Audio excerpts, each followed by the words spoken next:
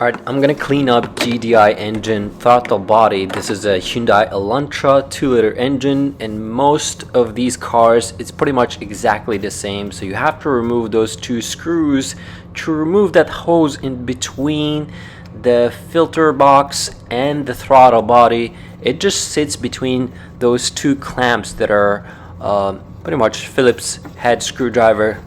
You just have to loosen up those clamps and just remove that hose out of the way, because we're not going to be disassembling the entire throttle body lines and just pulling it out completely. No, we're not going to do that. It has 4 bolts that are holding it, which are 10 millimeter, so you just have to remove all those bolts and kind of work there to clean the throttle body. So I'm just going to remove all these 4 bolts, and when you remove it, make sure I wasn't able to remove the power cord as well, so I'm not disconnecting anything from that throttle body. I'm just loosening it up so I have an access from both sides of the throttle body, so I can clean up from both sides. And once you remove those 4 bolts, make sure that nothing goes into the intake over there. Okay, so I just used a masking tape just to cover up that hole while I'll be cleaning this throttle body with a spray that I have. I think it's not a throttle body cleaning spray, but I think it's a GDI intake cleaner spray that I have. So I just taped it off here, and I'm just gonna spray. You can see all that dark that built up because many GDIs burn oil. So if your car burns oil and you want to improve the MPG of your car, you probably need to clean this throttle body. And of course, in my car, it has 100,000 miles and it has never been cleaned. So I'm using that spray and letting it soak for a bit before I start wiping. And I'm gonna use a microfiber.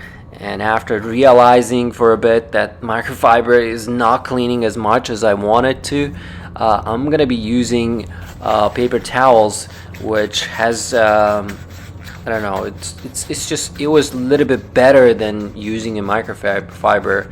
Even though I let it soak for quite a bit, it didn't loosen all that carbon built up on throttle body. So, but you have to make sure that you basically push it out and just clean everywhere so it doesn't get stuck when it closes, because as you press the gas pedal, this has to open and close smoothly.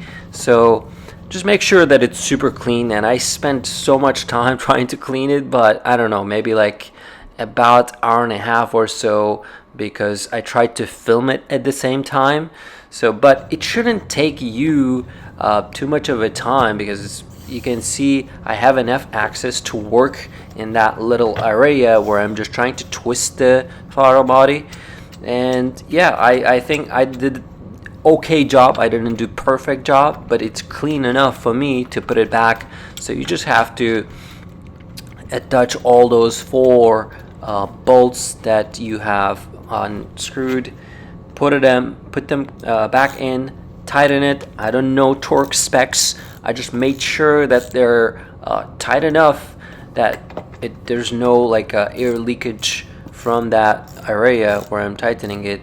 And basically you just put the before I put the hose back, I just wiped it again. And then also I didn't film the part where I kind of cleaned up the hose inside with like a air spray. So if you have a compressed air spray, you can just spray it so there's no debris inside of the hose, and kind of back to where you took it from. So it just goes in very smoothly, and you just tighten that Phillips head screw to tighten those clamps.